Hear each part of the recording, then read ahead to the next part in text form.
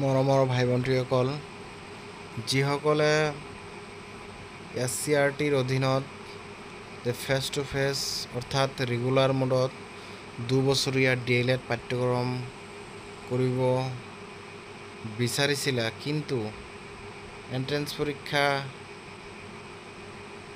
Score অৰ্থাৎ নম্বৰটো বহুত কম হোৱাৰ কাৰণে চিট নাপালা। তোমালোকে মন বেয়া কৰিব নালাগে। অহা বছৰৰ কাৰণে নিজকে ভালদৰে প্ৰস্তুত কৰা। ইতিমধ্যে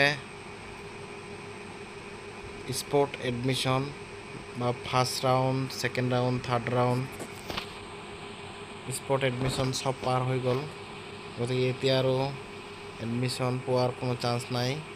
গতিকে তোমালোকে নেক্সট ইয়াৰৰ কাৰণে নিজকে ভালদৰে প্ৰস্তুত কৰি লোৱা, যাতে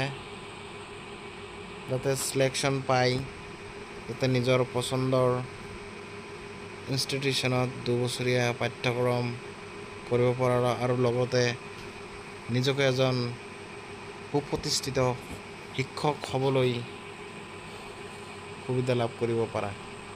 ধন্যবাদ।